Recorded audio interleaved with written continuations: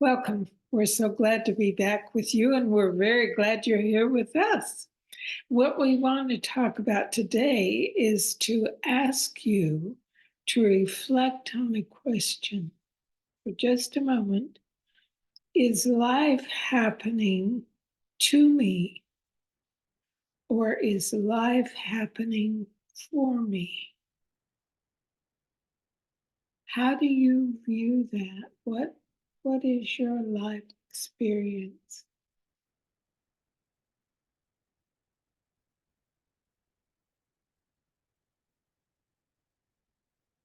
I know for me, my life experience of these 80 years has really shown me that life is happening for me. And I used to believe that life was happening to me. It used to look real different. And isn't it interesting? It's the same life you're looking at. And at one period in your life, it looked like it was happening to you. And now you look back and you go, oh no, it was happening for me. It's like, what makes the difference? Well, it's such a simple thing, but not easy to see always. It's, am I believing what dialogue I've got going on in my thinking mind? Or am I really present in this moment and just responding to what life brings? Knowing in my heart now, I know this so clearly, that everything life brings is a gift that benefits my moving forward in my evolution, in my living this life with greater joy and clarity. Yeah, I look back on my life and I see it the same way. I look back to when I was younger, it really looked like so much of life happened to me. I was a victim of the circumstance. I had no control over it. In my classic story, I got cut off in traffic. Well, oh, that guy just did it to me. And then there was an interesting awareness that I had probably 20 years ago about this victim mentality.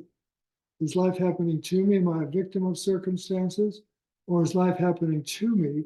Is life just happening? And whatever's occurring actually has some benefit in my life. And you said, is life happening to me twice? So Oh, did what I? you mean is, or is life happening for me? Right. And it really has some benefit in my life. Well, thank you. Thank you for that. Right. You got it. And so this insight came about 20 years ago that I had this victim mentality.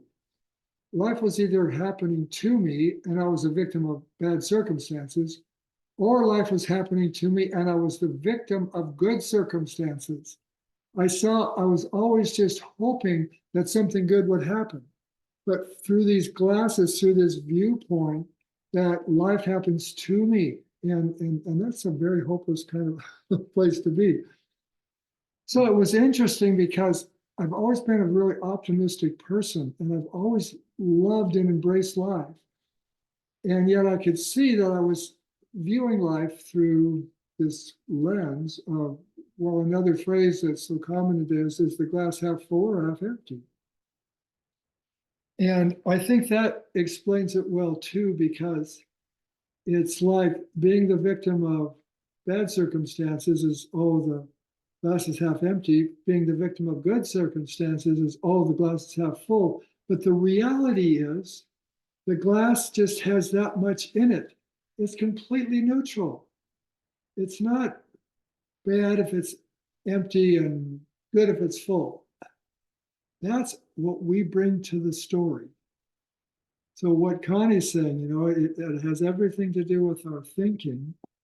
When something occurs, I then view it through this lens of, this is something that I'm happy to have happen, but then I'm basically the victim of good circumstances. And if it's something I don't want to have happen, then I'm the victim of bad circumstances. But either way, I'm still not seeing that neutrality of life. So when we begin to realize that it's my thinking, the lens through which I see life, that creates my experience of life, because life actually just happens. It's not good or bad, it just happens. And we add our filters, through our filters, we add the story that makes sense to us, and we experience it as, oh, that guy cut me off, or, oh, that guy just cut me off.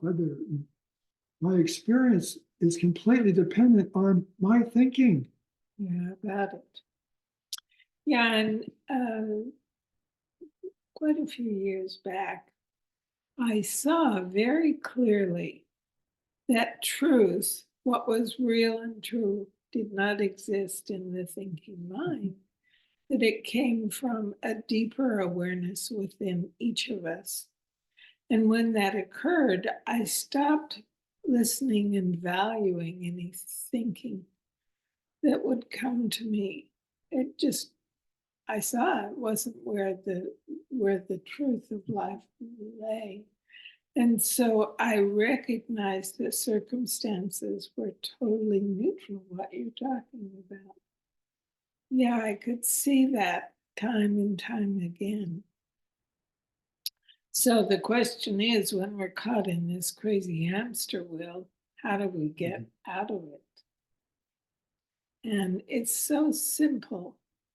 Again, maybe not always easy, but the first thing is just stop for a moment and relax. However, you do that, maybe just dropping your shoulders is the answer. Because when we're in a relaxed place, we connect with this deeper knowing, we can hear it. And it guides us perfectly how to respond to whatever circumstance is there. But when you realize that all circumstances are neutral, there's nothing to fear. What's so great about that is every time a circumstance occurs, now I look for what is the gift in it? What is it bringing me to move my life forward? And if I don't attach a story, as Bill was saying, to whatever is occurring, I'm in that open space to see the potential gift that life brings. And so what I hear in what you're saying to pause, it's not to pause in order to kind of tell ourselves a different story, not to reframe the situation mentally, intellectually, and feel better, because that is a technique that can help us feel better, much the same way as eating a pizza sometimes helps people feel better. It changes kind of the biochemistry and all that. But if we really see what Connie's pointing at, if we really see, oh, this is neutral and it's my thinking that's creating my experience, then suddenly I'm not a victim of anything, because life isn't happening to me. Life is just happening. And it's just turned my life completely around. To live a life without that kind of reactive nature, depending on what shows up, what email I get, who comes to the door, it's just, we've talked before about this experience of welcoming what arises. When we see that life is just unfolding, then there's no danger in welcoming whatever arises. And that's a beautiful place to live from. I want to give you an example that happened when I saw that truth didn't exist in the mental thinking mind. I just didn't react to life at all. And any kind of emotional reaction was foreign to my life. And the other day, I was working with a business owner and asked them to give me help with the problem we were having with something we work with every day here in the kitchen. And in our interaction, I noticed that I had a very strong reaction to her wanting to sell, and not really hear. or support what I was asking for. So we ended the conversation, but I was really surprised at how strong my reaction was. And we resolved the situation by my going to her boss and discussing it with him and letting him know that she needs training in customer service. But nonetheless, I'm still in that question because emotional reactions are an opportunity for me to go into that feeling and in a very quiet way explore it. That's one thing I love to do. And ask if it's come to show me something. Because that interaction with her may have triggered an old belief that I'm not aware of, that I want to see. Because in the seeing, that's how change occurs, as Bill was pointing to. And that seeing comes when we settle and we relax the thinking mind. So I don't know what that experience was all about yet, but I will, because I know it's for my best good, whatever is it, pardon me, in it. And that's where life becomes so fun, because everything is a prompting to move forward, to live with more clarity and goodness and joy and ease.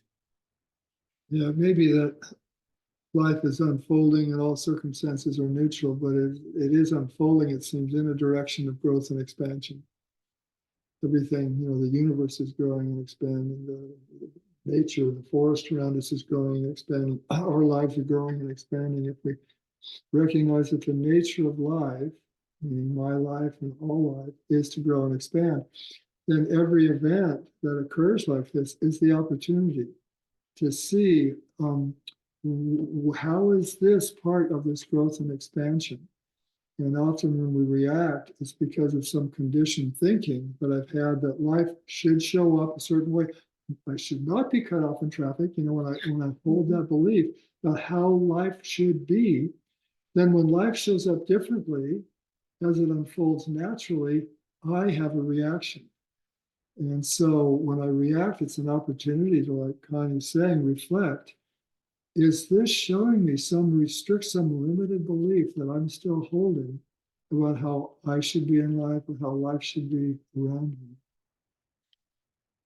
Well, that's quite a bit we said today. I think that's enough. So the recipe is really good. And you start with broccoli stalks. Many people throw them away, but never do I. And you peel off the pithy part, the tough outer skin, and then you throw those through the grater in your food processor. Or you could hand grate it. Or you could hand grate it, yeah. And then a couple of carrots, and I added cabbage because I knew it would never be enough for us. And it's got a creamy dressing made with almonds. It's really good. I think you'll like it. We are still finishing. Yeah, and parts of it. I had some, we've mentioned before that we always do a lot of greens for lunch. So this was our lunch greens. So it's a big serving. And so that I have a little bit for breakfast the next morning, because I like greens with breakfast. And I don't want to go through the whole process of prepping and cooking. So we had some of this broccoli slaw left for my breakfast. And I have to say, I liked it even better the next day, because that raw cabbage has gotten even a little softer, more tender, and the flavors had kind of infused through it. So don't feel like you have to eat it right away. It's good as leftover too. It's great. And it came from Forks Over Knives, and of course we changed it quite a bit, but we thank them for the initial recipe. Okay, that's it for now. Thanks for joining us. Bye.